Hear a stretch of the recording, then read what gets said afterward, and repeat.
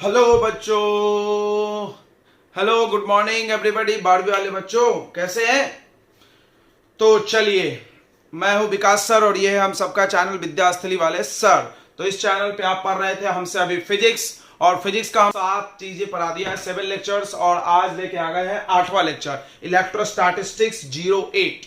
तो इस लेक्चर में हम लोग गॉस लॉ पढ़ेंगे और गॉस लॉ के एप्लीकेशन, यानी गॉस लॉ के क्या इस्तेमाल है। देखो, इससे एक क्वेश्चन बोर्ड में अवश्य आता है, एकदम 100% श्योर है, कोई 99 भी नहीं।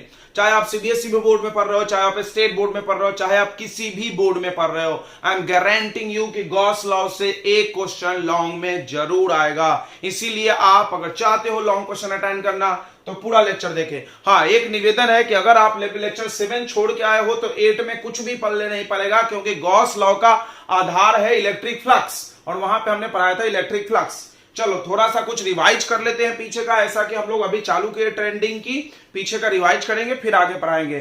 तो डाइपोल वाला चीजें तो हमने बहुत बार रिवाइज करा दिया, उसको आगे बढ़ते हैं। तो हमने पढ़ाया आपको कि इलेक्ट्रिक फ्लक्स का फॉर्मूला था phi equal to E into A into cos theta, E A cos theta, जहां पे जो थीटा एंगल है वो इलेक्ट्रिक फील्ड और एरिया वेक्टर के बीच में है।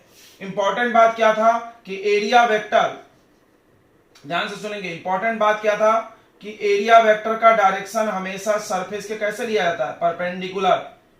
और मान लो इलेक्ट्रिक फील्ड ऐसा जा रहा, तो ये एंगल थीटा लेना है, ठीक है।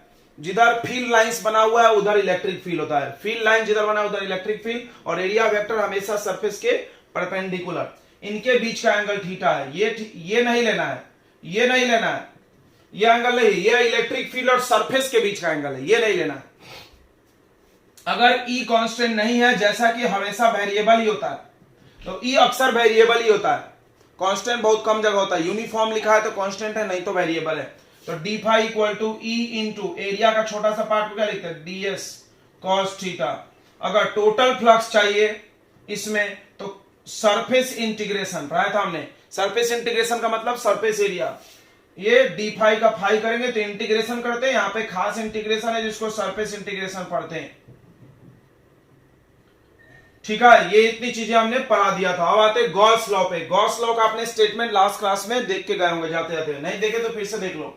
क्या बोला था गॉस लॉ ने, total electric flux, the net electric flux passes through any close surface, किसी भी क्लोज सरफेस, क्लोज यानी 3D फिगर, जैसे स्फीयर, क्यूब, क्यूबॉइडल, सिलेंडर, इनमें इसके द्वारा पास होने वाला इलेक्ट्रिक फ्लक्स 1/एप्सिलॉन टाइम्स ऑफ चार्ज इनक्लोज्ड, यानी क्यू नॉट नहीं था, sorry, Q enclosed divided by epsilon naught. यह है गॉस लॉ। अगर उस सरफेस के अंदर कोई चार्ज बंद नहीं है तो कोई फ्लक्स नहीं होगा, फ्लक्स जीरो। अगर उस सरफेस के अंदर 1 कूलम चार्ज है, बताओ, ये क्वेश्चन आया है कि 1 कूलम चार्ज कितना फ्लक्स बनाएगी, फ्लक्स यानी फील्ड लाइन की संख्या 1/एप्सिलॉन नॉट। इसको प्रूफ करना है, ठीक है। ये गॉस लॉ ऐसा ही होता है। प्रूफ करने के लिए क्या किया गया है, ध्यान से सुनना। प्रूफ करने के लिए मान लिया गया कि एक स्फेरिकल क्लोज सरफेस, तो क्लोज सरफेस ही चाहिए, क्लोज सरफेस नहीं रहेगा और उसके अंदर चार्ज नहीं रहेगा तो कोई फ्लक्स नहीं बनेगा। तो हमने क्या किया, एक स्फेरिकल गॉस मतलब क्लोज सरफेस मान लिए, स्फीयर, और इसके सेंटर पर हमने एक टेस्ट चार्ज प्लस क्यू रख दिया, यानी सरफेस के अंदर कितना चार्ज है, एक क्यू चार्ज। तो देखो, लेट ए स्फीयर, स्फेरिकल लिखो, स्फेरिकल क्लोज सरफेस। मान लो कि एक स्फेरिकल क्लोज सरफेस है ऑफ रेडियस आर रेडियस का, कितना रेडियस है, R. Then and a plus q charge is placed at center। तो ये चीज ध्यान रखेंगे, गॉस लॉ को प्रूव करने के लिए कि स्फेरिकल क्रॉस सरफेस माना गया है। कोई बोला सर स्फेरिकल ही मान सकते क्या, हमने बोला नहीं, कुछ भी मान लो बन जाएगा, लेकिन बुकों में स्फेरिकल माना गया तो हमने भी स्फेरिकल माना है। तुम दूसरा भी मानोगे यही आंसर आएगा। कैसे, देखो, अगर हम क्यूब लें और इसके अंदर क्यू चार्ज बंद है तो फ्लक्स कितना, शेप से कोई मतलब नहीं है, इसको शेप से कोई मतलब नहीं है, तो एक दिखावा है। कुछ भी लो, चार्ज अंदर क्यू बंद है तो क्यू बाई एप्सिलॉन नॉट ही आएगा, यही आएगा। ठीक है, तो चलो आप ध्यान से देखेंगे, ध्यान से देखेंगे क्या करना है हमको, फ्लक्स निकालना है। फ्लक्स का वैल्यू इतना आना चाहिए, फ्लक्स का वैल्यू इतना आना चाहिए। अब बताओ मेरे को कि हमको इलेक्ट्रिक फील्ड कितना होगा। अब बताओ, कहीं पर भी क्यू चार्ज रख दिए। अच्छा, फ्लक्स जो चेक करेंगे हम लोग सरफेस पर चेक करेंगे। कहां चेक करेंगे? सरफेस पे। कहां चेक करेंगे? सरफेस पे। ठीक है, बीच बीच में नहीं, क्योंकि बीच बीच में नहीं होता, इलेक्ट्रिक फील्ड जीरो होता है। शायद हमने पढ़ा है किसी भी कंडक्टर के अंदर, हॉलो कंडक्टर के अंदर इलेक्ट्रिक फील्ड कितना होता है? जीरो। तो ध्यान से सुनेंगे, ध्यान सुनेंगे, यहां पे हम सरफेस पे चेक करने वाले हैं। तो सरफेस पे प्लस चार्ज के कारण फील्ड लाइंस किधर जाता है बताओ? बाहर की तरफ, ऐसे। और शायद आपको याद भी होगा कि फील्ड लाइन कंडक्टर के सरफेस पे कैसा होता है? परपेंडिकुलर। फील्ड लाइंस कंडक्टर के सरफेस पे कैसा होता है बच्चों? परपेंडिकुलरली निकलता है, नॉर्मली।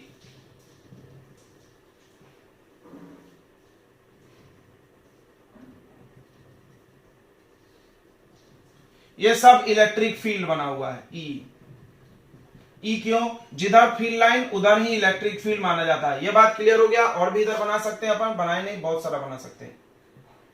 तो कि तुमने सारी बातें पढ़ी है, इसको रिवाइज करो। कोई भी कंडक्टर है तो उससे निकलने वाला फील्ड लाइन उसके सतह पे कैसा होता है? परपेंडिकुलर। ये चीज पढ़े हो। दूसरा, इलेक्ट्रिक फील्ड अंदर नहीं निकालना है, सरफेस पे निकालना है, ये भी चीज तुम पढ़े हो। चलो अब हम लोगों को क्या करना है? पहले फ्लक्स निकालना है, फ्लक्स का वैल्यू इतना आना चाहिए। तो ध्यान से देखेंगे, then electric flux, electric flux निकालो। इलेक्ट्रिक फ्लक्स क्या फाई निकलेगा? नहीं, क्योंकि ये वेरिएबल इलेक्ट्रिक फील्ड है। क्यों वेरिएबल है? क्योंकि जैसे जैसे दूरी बदलेगा इलेक्ट्रिक फील्ड भी बदलेगा, बराबर है। क्योंकि इलेक्ट्रिक फील्ड का formula Q by R square. पर इलेक्ट्रिक फील्ड का फॉर्मूला लिख ले, क्या? Electric field due to plus Q charge, plus Q charge के वजह से इलेक्ट्रिक फील्ड बताओ आर दूरी पे, तो क्या होगा? E equal to 1/4 pi epsilon naught, जितना चार्ज है वो और दूरी का स्क्वायर। ये इलेक्ट्रिक फील्ड यहाँ पे हर जगह सरफेस पे बन रहा है। तो कोई बोला कांस्टेंट है? नहीं नहीं नहीं, यहां पर चेक करो, अलग होगा। आर कम होगा इलेक्ट्रिक फील्ड बढ़ेगा, आर ज्यादा होगा इलेक्ट्रिक फील्ड घटेगा, नहीं वेरिएबल है। चलो देन इलेक्ट्रिक फ्लक्स। तो अब इलेक्ट्रिक फ्लक्स जैसा हम सिखा रहे हैं अगली बार से वैसे ही निकालना।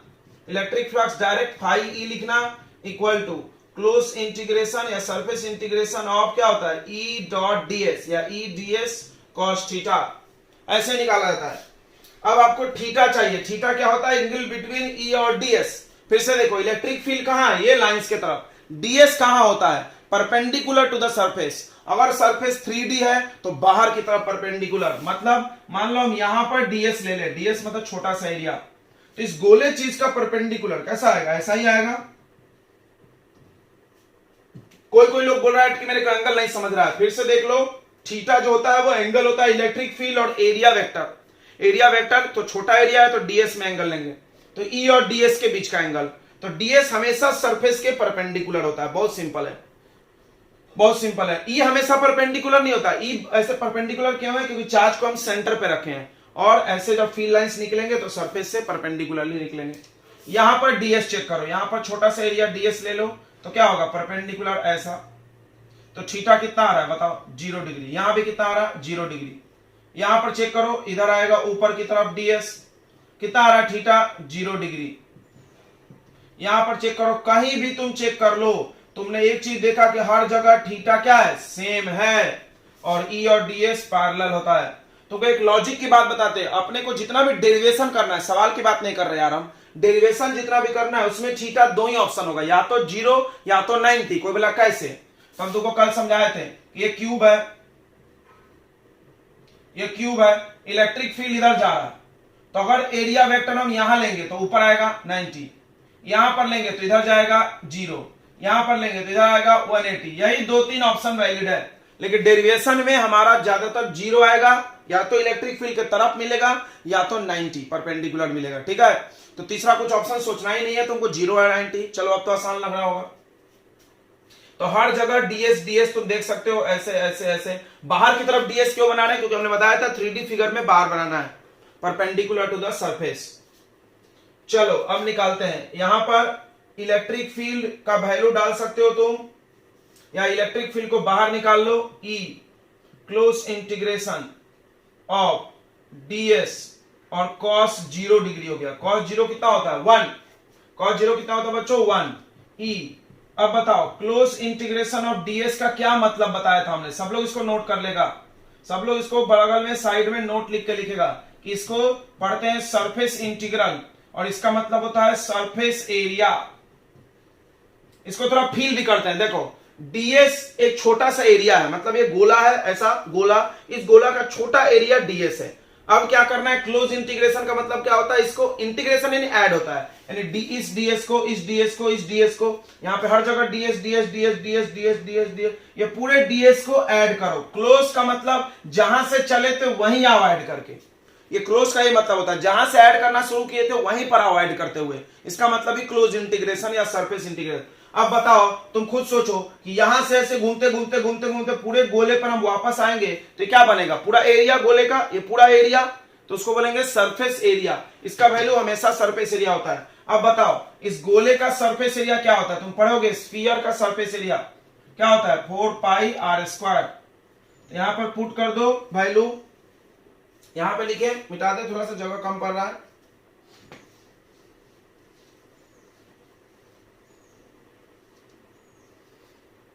तो हम लोग फ्लक्स निकाल रहे हैं, इलेक्ट्रिक फ्लक्स, ये तो पता चल रहा होगा फाई ई। देखो तो फाई ई कितना आ गया, ई कांस्टेंट है, बाहर ले लिए, क्लोज इंटीग्रेशन ऑफ ds या सरफेस इंटीग्रेशन, तो इसका मतलब surface area 4 pi R square. अब पुट कर दो ई का value, put value of E, तो ई का वैल्यू गॉस लॉ प्रूफ करना है तो डालना, नहीं तो नहीं डालते, गॉस लॉ से ई निकाला जाता है, ई डाला नहीं जाता है। मेरी बात नहीं समझा। अभी हम लोग क्या कर रहे हैं, इलेक्ट्रिक फील्ड फाइंड कर रहे हैं कि electric field Gauss law proof कर रहे हैं, गॉस लॉ प्रूफ कर रहे हैं, तो इलेक्ट्रिक फील्ड का वैल्यू रखो। आगे के जितने भी क्वेश्चन हम लोग करेंगे उसमें इलेक्ट्रिक फील्ड फाइंड करना है तो वो पुट नहीं करेंगे। तो ये आ जाएगा phi E equal to electric field 1/4 pi epsilon naught charge Q upon are square multiply 4 pi R square, ये 4 पाई आर स्क्वायर कट गया, 4 पाई आर स्क्वायर, तो इलेक्ट्रिक फ्लक्स कितना आ गया बताओ, Q बाई एप्सिलॉन नॉट, कितना आ गया Q बाई एप्सिलॉन नॉट। अब तुम देखो तो इस सरफेस के अंदर कितना चार्ज बंद है, इस सरफेस के अंदर कितना चार्ज बंद है, बस एक Q। तो हम बोल सकते हैं कि Q इनक्लोज्ड, कि नहीं बोल सकते, बिल्कुल बोल सकते हैं। मान लो इसके अंदर 2Q होता तो ये 2Q बाई एप्सिलॉन नॉट आता, जितना भी होता उतना आता, तो हमारे पास Q है तो Q बाई एप्सिलॉन नॉट आया। इसका मतलब ये प्रूव हो गया, क्या प्रूव हो गया भाई, कि electric flux Q enclosed upon epsilon not होता है। ठीक है बच्चों, ओके, फिर से एक बार देख ले प्रूफ कैसे किया गया, बहुत सरल है, हमको इलेक्ट्रिक फ्लक्स निकालना है। अब तुम इलेक्ट्रिक फ्लक्स का ये फॉर्मूला डायरेक्ट यूज करना, phi E equal to surface integration of E dot ds या E ds cos थीटा, एक ही बात है, जैसे लिखना हो तुमको ऐसा डायरेक्ट टोटल, ये नहीं कि देखो इसमें 2 स्टेप खर्च होगा। कोई क्या करता है पहले डी फाई निकालेगा, ऐसे भी कर सकते हो, कोई डी फाई निकालेगा फिर बोलेगा टोटल फ्लक्स के लिए इंटीग्रेशन करो, बात तो एक ही हुआ ना बच्चों। तो डायरेक्ट क्यों नहीं हम लोग ये लगा दे, ठीक है, तो डायरेक्ट ये लगा देंगे। चलो तो ये गॉस लॉ होता है प्रूफ। अब हम लोग पढ़ेंगे गॉस लॉ का एप्लीकेशन, लेकिन गॉस लॉ का एप्लीकेशन पढ़ने से पहले तुमको पढ़ना पड़ेगा Gaussian surface. Gaussian surface is very important, अगर तुमको वो आ गया तो गॉस लॉ के सारे एप्लीकेशन आ जाएंगे। तो गॉसियन सरफेस क्या होता है, ध्यान सुनेंगे, a closed surface, a closed surface at which Gauss law is applicable।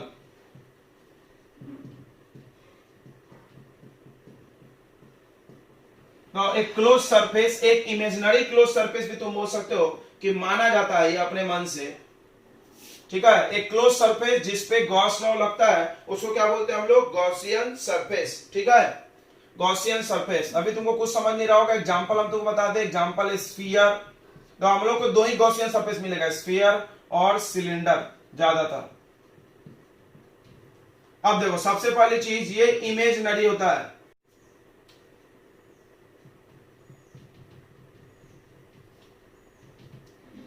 Imaginary surface होता है, ठीक है। ये काल्पनिक सरफेस होता है। मतलब जैसे हम यहाँ पे चार्ज रख दें, बोले कि तुम इलेक्ट्रिक फील्ड निकालो, तो इसके चारों तरफ तुमको अपने मन से एक सरफेस मानना है, अपने मन से मानना है, या तो स्फीयर या तो सिलेंडर। अब सवाल है कौन सा मानेंगे सर, हमको कैसे पता चलेगा स्फीयर मानना है कि सिलेंडर मानना है? आपने तो दो ऑप्शन दिया, एक तो दिए नहीं। चलो तो आगे हम तुमको गॉसियन सरफेस के कुछ कंडीशंस बताते हैं। कंडीशंस, कंडीशन क्या है, ध्यान सुनना। कंडीशन क्या है? कंडीशन यह है कि पहला कि charge distribution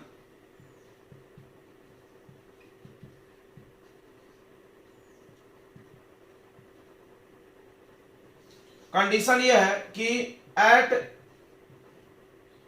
every point of Gaussian surface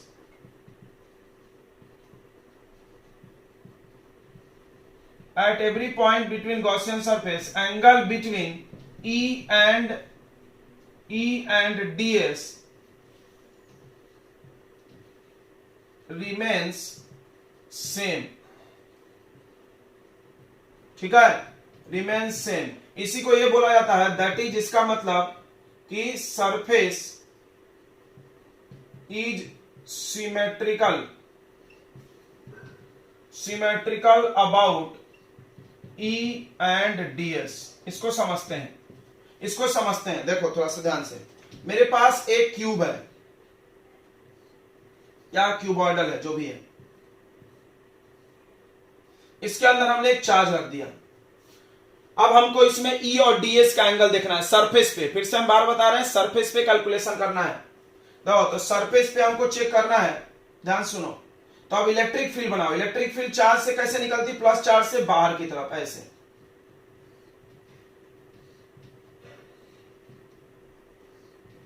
ऐसे निकलती है, ठीक है, ये इलेक्ट्रिक फील्ड है।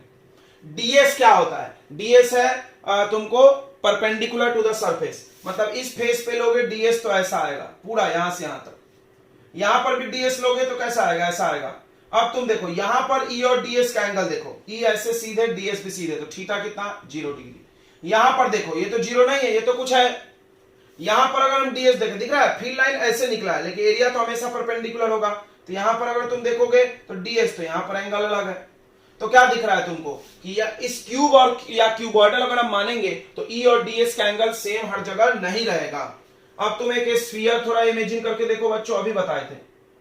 यहां पे एक प्लस क्यू चार्ज ले लो, इधर फील्ड लाइन, इधर फील्ड लाइन, इधर फील्ड लाइन, इधर फील्ड लाइन, इधर भी बना लो।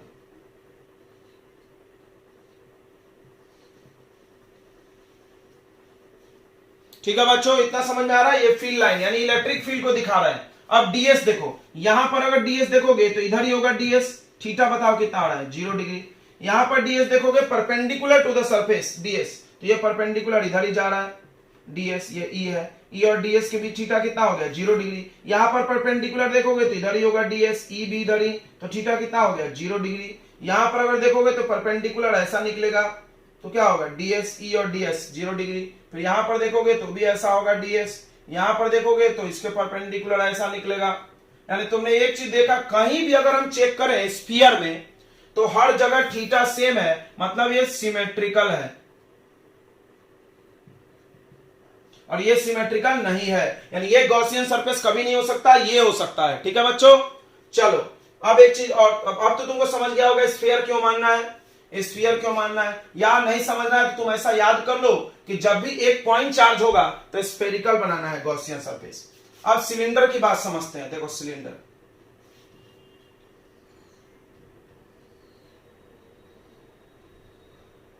इसमें लाइन चार्ज, देखो एक लाइन पे चार्ज दोगे तो गॉसियन सरफेस सिलिंड्रिकल बनाना पड़ता है। अगर एक लाइन पे चार्ज दोगे तो गॉसियन सरफेस कैसा बनाना है बच्चों? सिलेंडर बनाना है। तो गॉसियन सरफेस एक काल्पनिक है, इमेजिनरी। इसको तुम डॉटेड लाइन से भी बना सकते हो, क्योंकि डायग्राम क्वेश्चन में थोड़ी दिया होता है, हम लोग खुद बनाते हैं। क्यों बनाते हैं? गॉस लॉ को अप्लाई करने के लिए क्लोज सरफेस की जरूरत है। बिना क्लोज सरफेस के गॉस लॉ नहीं लगेगा, तो अपने मन से बना लिया जाता है क्लोज सरफेस, और उसी को बोलते हैं गॉसियन सरफेस।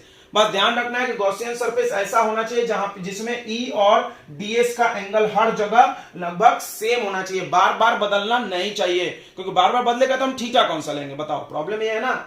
अब इसमें देखो प्लस चार्ज ऐसे रॉड पे है, फील्ड लाइंस कैसे जाएंगे, प्लस से बाहर की तरफ, ये electric field lines.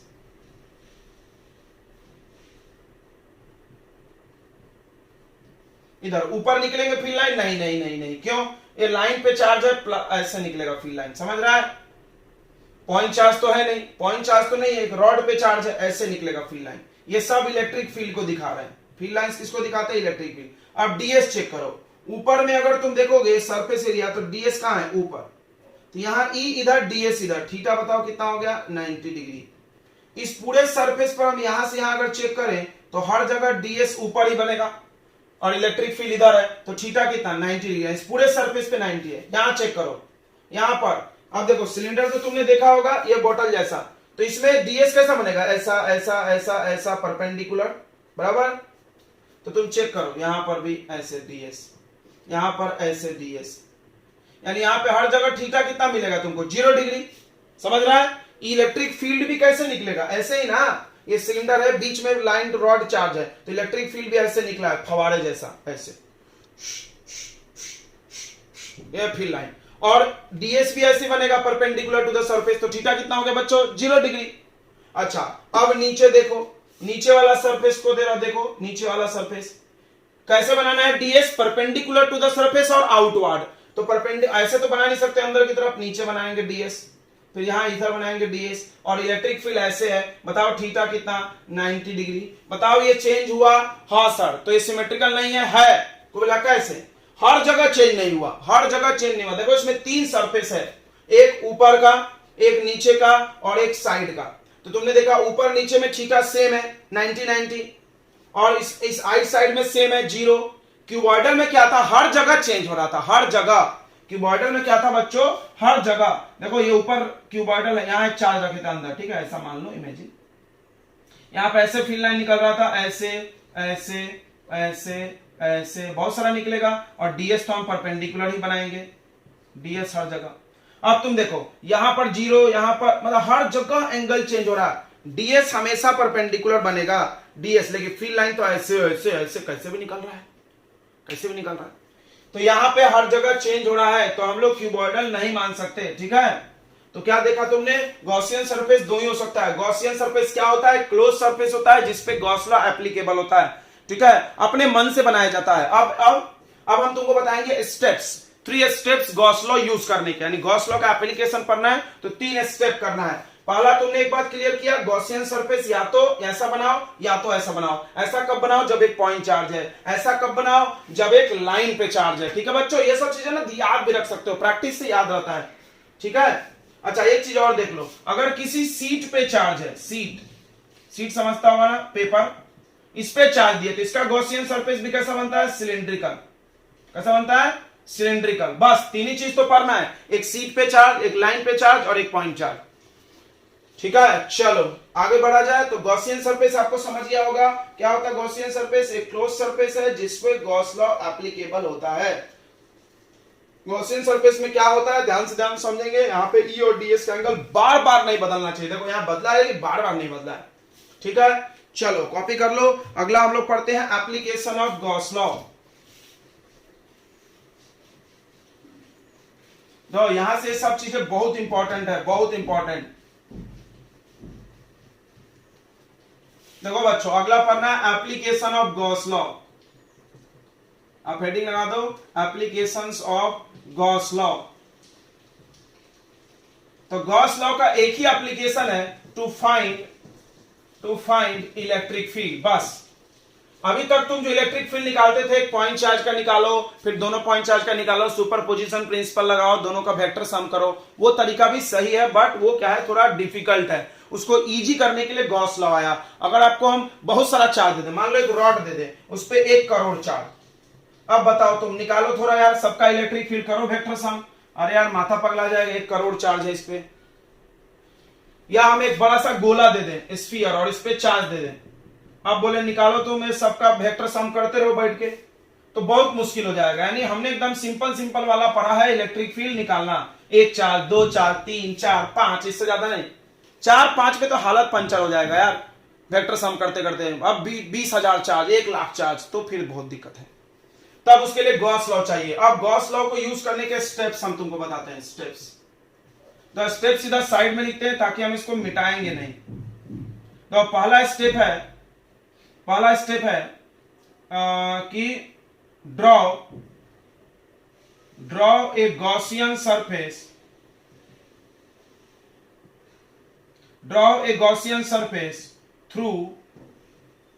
through that point at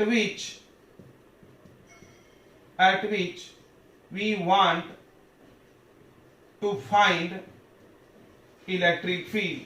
पहला स्टेप। दूसरा check the angle between E and DS। E और DS के बीच का एंगल चेक करो, सिमेट्रिक होना चाहिए, नहीं तो गॉसियन सरफेस ही गलत है तुम्हारा। पहला गॉसियन सरफेस बनाओ उस जगह से जहां पे इलेक्ट्रिक फील्ड निकालना है। जैसे मान लो हमने यहां चार्ज रख दिया और बोले कि बताओ इससे x दूरी पर यहां पर कितना इलेक्ट्रिक फील्ड है। इलेक्ट्रिक फील्ड ही निकालने काम आता है। तो तुमको क्या करना है, इस जगह से जाता हुआ एक गॉसियन सरफेस बना लेना है। हमने बोला ना यहां नहीं, यहां बताओ y दूरी पे। तो तुमको क्या करना है, इस y दूरी से जाता हुआ एक गॉसियन सरफेस, मतलब हम जहां पे इलेक्ट्रिक फील्ड पूछेंगे धड़ाक से वहां से जाता हुआ गॉसियन सरफेस बना दो, क्योंकि क्लोज सरफेस चाहिए गॉस लॉ लगाने के लिए। उसके बाद वहां पे E और DS का एंगल चेक करो। तीसरा स्टेप ध्यान से सुनेंगे। तीसरा, find electric flux. Electric flux निकाल लो। कैसे बताओ? इलेक्ट्रिक फ्लक्स का फॉर्मूला क्या बताया हमने, surface integration of E ds cos theta लगा के। उसके बाद चौथा स्टेप में उसको इक्वेट करो या यूज गॉस लॉ। चौथे स्टेप में गॉस लॉ यूज करना है। गॉस लॉ क्या बोलता है कि जो फ्लक्स आया है उसको इक्वल कर देना चार्ज इनक्लोज्ड, यानी जितना चार्ज बंद है अपॉन एप्सिलॉन नॉट। ठीक है, ये बात समझ में आई। अच्छा, एक चीज और नोट में सुन लिख लो, अभी हमें भूल गए थे कि जो गॉसियन सरफेस होगा can not pass through the charge, इसको समझना। मतलब यहां पर एक चार्ज रखे हैं, पॉइंट चार्ज, मेरे को गॉसियन सरफेस यहीं से बनाना है, तो इस चार्ज के ऊपर से या इसको चिढ़ते हुए गॉसियन सरफेस नहीं बना सकते। या तो इस चार्ज को अंदर लेना पड़ेगा या तो इस चार्ज को बाहर लेना पड़ेगा। मतलब गॉसियन सरफेस के अंदर चार्ज आए या बाहर आए, चार्ज को चिढ़ते हुए नहीं जाएगा। थ्रू द चार्ज, समझाना, चार्ज के अंदर नहीं पास होगा वो, यानी चार्ज को दो हिस्से में नहीं काटेगा। ऐसा नहीं कि चार्ज से होके पास हो गया। अब हम पूछे बताओ सरफेस के अंदर कितना चार्ज, तो तुम बोलोगे अरे सरफेस के अंदर चार्ज ही नहीं है, तो सरफेस पर है। मतलब कभी भी गॉसियन सरफेस पर कोई चार्ज नहीं हो सकता, इसको फील करो। या तो सरफेस के अंदर होगा या तो सरफेस के बाहर होगा, पर नहीं होगा। गॉसियन सरफेस हम क्या करेंगे, थोड़ा बड़ा बना लेंगे गॉसियन सरफेस, अंदर ला लेंगे चार्ज, देखते हैं। ठीक है, ये चीज अपना ध्यान रखना है। गॉसियन सरफेस जब हम पढ़ाए तो उसी में लिख लेना कंडीशंस में। पहला कंडीशन क्या बताया था, सिमेट्रिक होना चाहिए, ई और डीएस का एंगल हर जगह सेम होना चाहिए, बार बार चेंज नहीं होना चाहिए। दूसरा क्या कंडीशन बताया, गॉसियन सरफेस का क्लोज होना चाहिए, वो तो 3D होना चाहिए, 2D में नहीं लगता। रेक्टेंगल, क्यूब, रेक्टेंगल, सर्कल और स्फीयर में, स्क्वायर में नहीं लगता, समझ गया। ट्रायंगल एंगल बंद होना चाहिए फिगर। बंद में दो ही ऑप्शन है यार, स्फीयर नहीं तो सिलेंडर, क्योंकि वो सिमेट्रिक है, बाकी सब अनसिमेट्रिक है, कोन वगैरह भी अनसिमेट्रिक है। ठीक है, अब सुनो, तो एक बात समझ में आ गया, आगे बढ़ते हैं। और दूसरा बात क्या लिखना गॉसियन सरफेस में कि चार्ज से होत के जाता नहीं है गॉसियन सरफेस, या तो उसके अंदर से चार्ज रहेगा या उसके बाहर। 3 स्टेप्स है। चलो अब हम इसको यूज करके पहला एप्लीकेशन एकदम सिंपल सा पढ़ते हैं, electric field due two point charge. ये तो हम लोग पढ़े हैं सर, तो फिर से एक बार यूज करके तो देखते हैं कि ये जो पॉइंट्स लिखे हैं वो एप्लीकेबल है कि नहीं। मतलब एक पॉइंट चार्ज के कारण इलेक्ट्रिक फील्ड मेरे को निकालना है गॉस लॉ अप्लाई करके। ठीक है, गॉस लॉ यूज करके पॉइंट चार्ज का इलेक्ट्रिक फील्ड निकालना है। तो क्या करना है, यहां पे पॉइंट चार्ज लिख दो यार, इतना तुम कर ही लोगे। अब गॉसियन सरफेस बनाओ, कहां से जाता हुआ, जहां इलेक्ट्रिक फील्ड निकालना है। तो अब तुमको ये मानना पड़ेगा कहां निकालना है। तो हमने बोला भाई यहां से कुछ r दूरी पे, स्मॉल r दूरी पर एक पॉइंट P मान लो, यहां पे मेरे को इलेक्ट्रिक फील्ड बताओ। मतलब एक चार्ज से कुछ दूरी पर इलेक्ट्रिक फील्ड, तब यहां से जाता हुआ गॉसियन सरफेस बनाएंगे। गॉसियन सरफेस कैसा होना चाहिए, सिमेट्रिकल। गड़बड़ हो गया, इन स्फेरिकल बनेगा, पहले बना लेते हैं हम। सेंटर पे प्लस क्यू चार्ज, रेडियस कितना भाई r।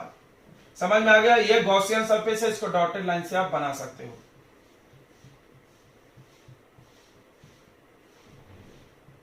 ये स्टेप नंबर 1 कंप्लीट हो गया कि आपको जिस पॉइंट पे, मेरे को इस पॉइंट पे इलेक्ट्रिक फील्ड चाहिए या यहां चाहिए या यहां चाहिए, कहीं भी चाहिए, चलो इधर ले लेते हैं P पॉइंट, यहां पे मेरे को इलेक्ट्रिक फील्ड चाहिए, ठीक है, वहां से जाता हुआ एक गॉसियन सरफेस बना लो। अब एंगल चेक करो E और DS का, E और DS का। तो प्लस चार्ज के कारण फील्ड लाइन कैसे बनेगा? ऐसे बाहर की तरफ, तो इलेक्ट्रिक फील्ड ऐसे, इसी को बढ़ा लो आगे, ये हो गया इलेक्ट्रिक फील्ड, इधर भी हो गया, इधर भी हो गया, नहीं बनाते सब जगह, जरूरत नहीं है ना। और DS क्या होता है? फिर से सुन ले। अब DS को क्या मानना? DS जो होगा, यहां लिख लो, DS perpendicular to Gaussian surface. अब ऐसा बदल दो, क्यों? क्योंकि हर जगह यहां पे गॉसियन सरफेस ही बनेगा गॉस लॉ के लिए। तो ये गॉसियन सरफेस है, इस पे छोटा सा पार्ट DS ले लिए और इसका परपेंडिकुलर ऐसा आएगा। यहां भी चेक कर लो, कहीं भी चेक कर लो, हमने करके बता दिया इसलिए बार बार नहीं करेंगे। थीटा कितना आ रहा है? 0 डिग्री। यहां भी चेक कर लो, इलेक्ट्रिक फील्ड इधर जाएगा प्लस के कारण, यस। द फील्ड, जो इलेक्ट्रिक फील्ड है वो चार्ज से बनता है और DS सरफेस से बनता है। दो चीज क्लियर रखना, DS इस सरफेस पे परपेंडिकुलर, ये मत सोचना कि इधर ही बनाना जरूरी है। यहां पे ऐसे चेक कर लो, यहां पे कहीं भी चेक कर लो यार, काय को टाइम पास कर रहे हैं हम लोग। चेक कर लिए, ये स्टेप डन, ये step done. Step 3, find electric flux. देखो अब निकालते हैं। Then electric flux phi E equal to क्या? Close integration of E ds cos 0 degree. चलता ना डायरेक्ट, E कांस्टेंट है, बाहर निकाल लो। क्लोज इंटीग्रेशन ऑफ ds का मतलब होता है सरफेस एरिया। क्या होगा surface area? 4 pi r square, small r माना हमने इस बार। तुम बोलोगे सर प्रूफ में भी है तो ऐसा ही किया था। हाँ, बस हम एक चीज वहां बोले थे कि इलेक्ट्रिक फील्ड का वैल्यू वहां डालना है, यहां मत डालना, क्योंकि यहां तो फाइंड कर रहे हैं E। ये आ गया फ्लक्स, इलेक्ट्रिक फ्लक्स। अब step number 4, use Gauss law. तो लिखो यहां पे according to Gauss law. According to Gauss law क्या होता है? Gauss law phi E equal to charge enclosed by epsilon naught. Phi E कितना है? ये रख दो यहाँ पे, E into 4 pi r square. E का वैल्यू मत रख देना, सत्यानाश हो जाएगा, क्योंकि वही तो निकालना है। यही अंतर है, तो यही अंतर है वहां पर, यहाँ पे। वहां पे हमने E का वैल्यू डाला था प्रूफ में और हम बोले थे ये चीज, अब आपको समझ आओगा। चार्ज बताओ, इस सरफेस के अंदर कितना चार्ज बन रहा है? 1 क्यू। अब ये डिवाइड कर लो यहीं पे, तो E का वैल्यू हो जाएगा 1/4 pi epsilon not Q by r square. चलता ना, हमने थोड़ा डायरेक्ट कर दिया, तो ये अपॉन में आएगा 4 पाई और ये एप्सिलॉन नॉट और ये r स्क्वायर। तो electric field due two point charge हमने गॉस लॉ से निकाल के दिखाया। आप कॉपी कर लो झटाक से, क्यों? क्योंकि हमें इसमें एक और चीज करने वाले हैं। अब क्या होता है, देखो ये पेपर में आता है, ये नहीं आता, ये नहीं आता। इस पे क्वेश्चन बना के देते हो वो लोग, क्या देते हैं? ध्यान से देखना, हम हेडिंग चेंज कर रहे हैं।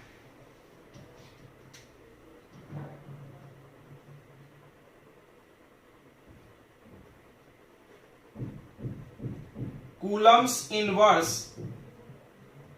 स्क्वायर लॉ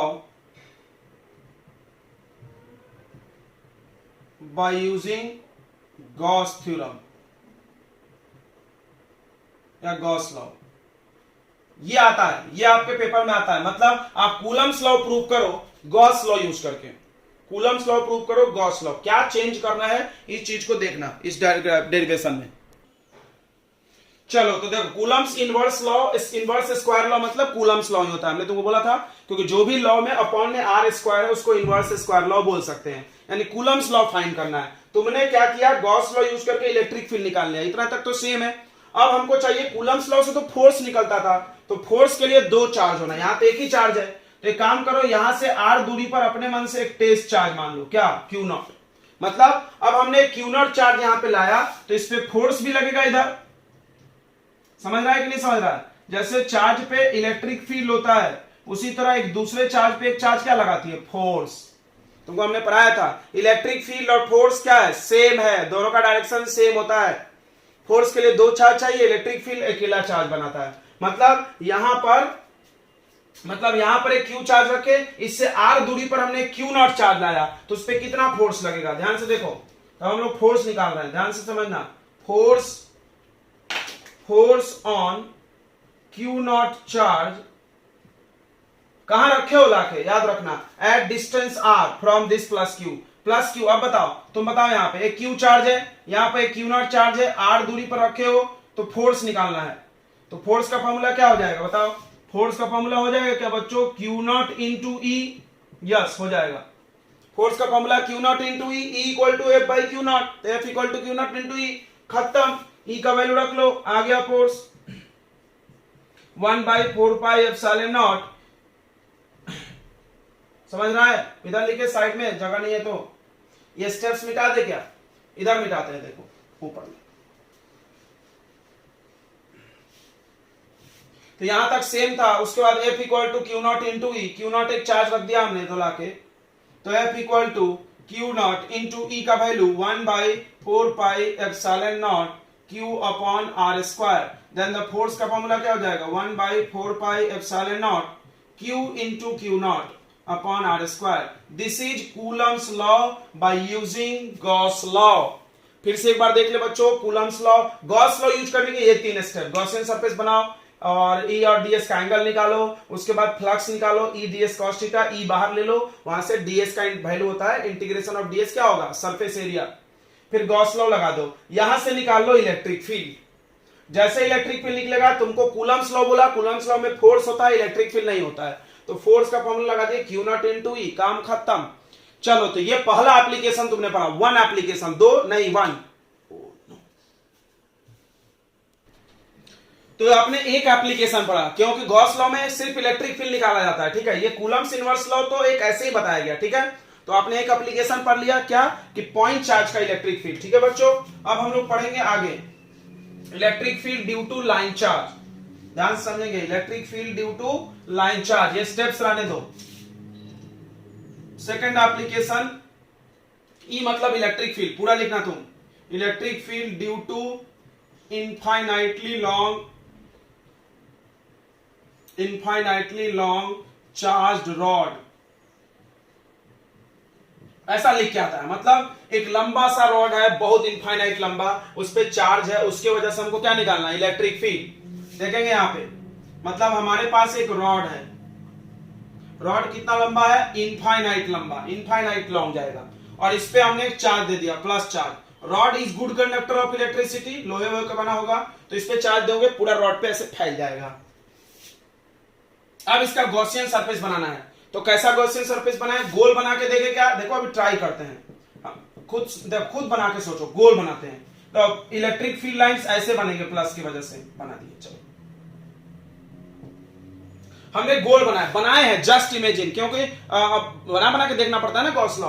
अब शर्त क्या है? ई और ds का एंगल चेंज होना चाहिए। चलो चेक करते हैं। यहां पे ds ऐसा परपेंडिकुलर, यहां पर ds ऐसा, यहां पर ds ऐसा, यहां पर ds ऐसा, ds हमेशा परपेंडिकुलर, यहां पे ds ऐसा, यहां पे ds ऐसा, यहां पर ds देखो परपेंडिकुलर टू द सरफेस, ध्यान से समझना, ये ऐसा, यहां पर ds ऐसा, यहां पे भी ऐसा, इस सरफेस के परपेंडिकुलर। यहां तुमको लग नहीं रहा है कि एंगल चेंज हो रहा है? यहां 0 डिग्री है, यहां देखो, यहां 0 नहीं है, यहां कुछ थीटा है, यहां पे कुछ अलग ही एंगल आएगा। इलेक्ट्रिक फील्ड बनाओ तो इससे ज्यादा एंगल है, यहां पे अलग ही एंगल है, यहां पे 90 डिग्री हो गया।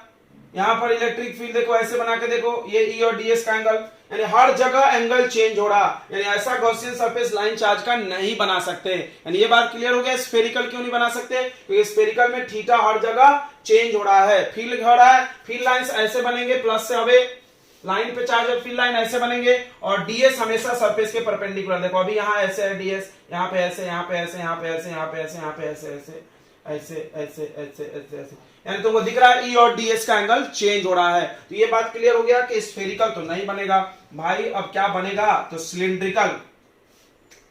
तो कहां से बनाना है? मान लो मेरे को इस P पॉइंट पे निकालना है, तो P पॉइंट से जाता हुआ सिलिंड्रिकल गॉसियन सरफेस बनाओ।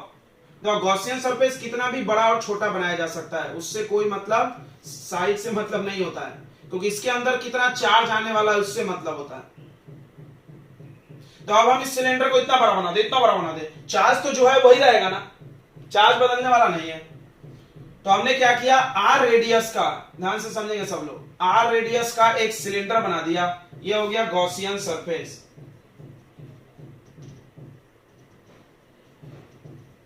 तो एक लाइन चार्ज है मेरे पास इनफाइनाइटली लॉन्ग, उस पर हमने प्लस चार्ज दिया है, कितना दिया हमको नहीं पता क्योंकि बहुत लंबा चार्ज है। अब हम तुमको एक चीज पढ़ाए थे पिछले लेक्चर में, चार्ज डिस्ट्रीब्यूशन, इसलिए बोले 7 देखो पीरियड में आओ, कि अगर किसी रॉड पे चार्ज दोगे तो पूरा चार्ज तो हमको पता नहीं है, तो हमको चार्ज पर यूनिट लेंथ की बात करनी होगी, यानी लैम्डा क्या की बात करनी होगी, लैम्डा। लैम्डा क्या होता था, dq बाई dl, यानी चार्ज पर यूनिट लेंथ। ऐसा क्यों करना पड़ेगा, क्योंकि भाई लंबाई फिक्स नहीं है, लंबाई बहुत ज्यादा है, तो आपको पूरे का हमको तो पता नहीं है, हम क्या करेंगे एक पर यूनिट लेंथ, यानी 1 मीटर पे कितना चार्ज है, अब जितना लंबाई होगा उससे मल्टीप्लाई करके हम सबका चार्ज निकाल लेंगे।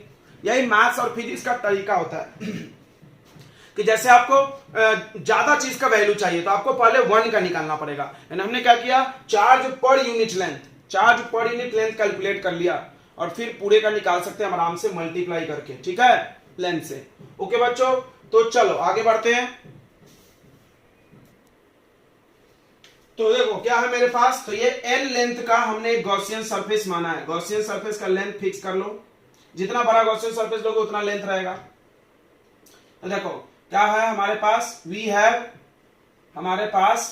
हैव एक चार्ज रॉड, एक चार्ज रॉड है, ठीक है, चार्ज रॉड है ऑफ लीनियर चार्ज डेंसिटी, उसका हमको चार्ज नहीं पता लेकिन लीनियर चार्ज डेंसिटी पता है, linear charge density lambda, lambda coulomb per metre, यानी इतना कूलम चार्ज 1 मीटर में है, ठीक है, ओके, लैम्डा इसका चार्ज डेंसिटी है। टेक ए पॉइंट P, यहां पर एक पॉइंट P मान लिए, इससे r दूरी पर P पॉइंट मानना है, P पॉइंट क्या होता है, जहां पे हमको इलेक्ट्रिक फील्ड निकालना है। Take a point P at distance r from rod, उसके बाद ड्रॉ सिलिंड्रिकल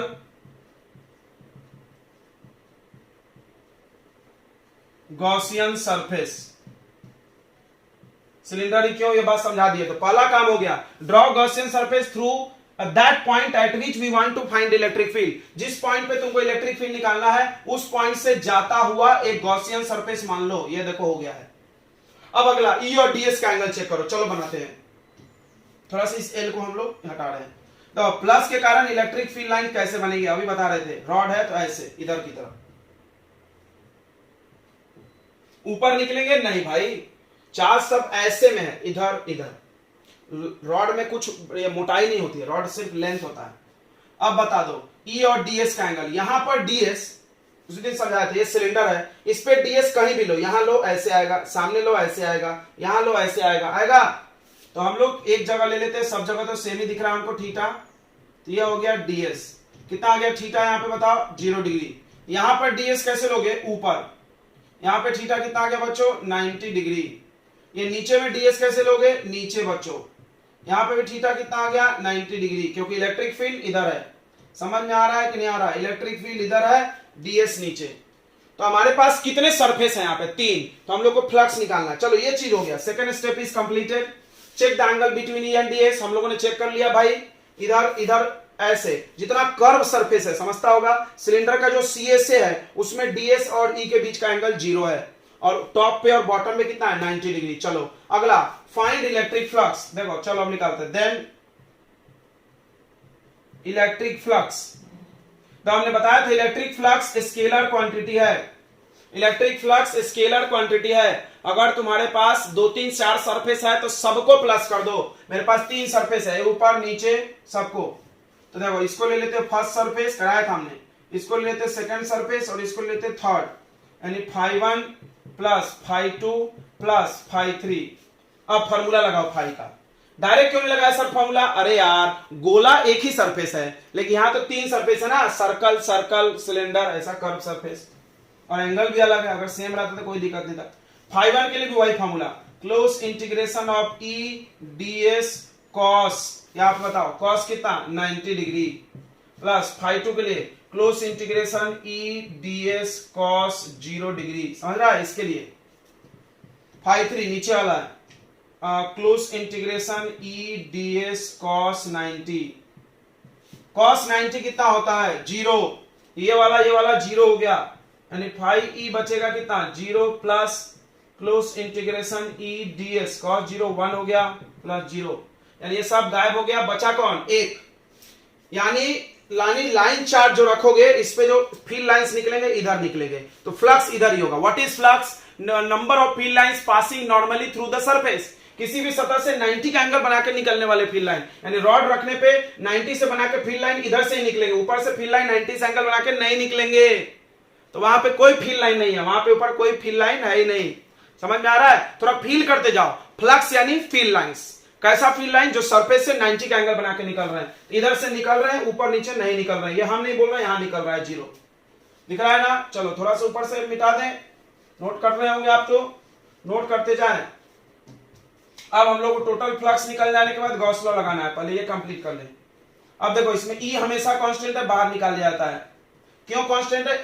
r दूरी पे इलेक्ट्रिक फील्ड सेम होगा, इंटीग्रेशन ऑफ, ये बताओ ध्यान से समझना, इसका मतलब होता है सरफेस एरिया, तो बताओ ds किसका पार्ट है? कर्व सरफेस एरिया का, सिलेंडर का CA से कितना होता है 2 पाई r और h की जगह हाइट कितना माने थे हम लोग बताओ? l बनाया हो ना तुमने, l लिख लेना छोड़ना मत, 2 पाई RL, कोई दिक्कत नहीं, तो ये फ्लक्स निकल गया। चलो यार अब आगे बढ़ते हैं, अब लगाएंगे fourth step, use Gauss law. According to Gauss theorem, Gauss law क्या बोलता है? इलेक्ट्रिक फ्लक्स जो है वो charge enclosed divided by absolute naught, charge कितना, फ्लक्स कितना है? ये है E इंटू 2 पाई RL।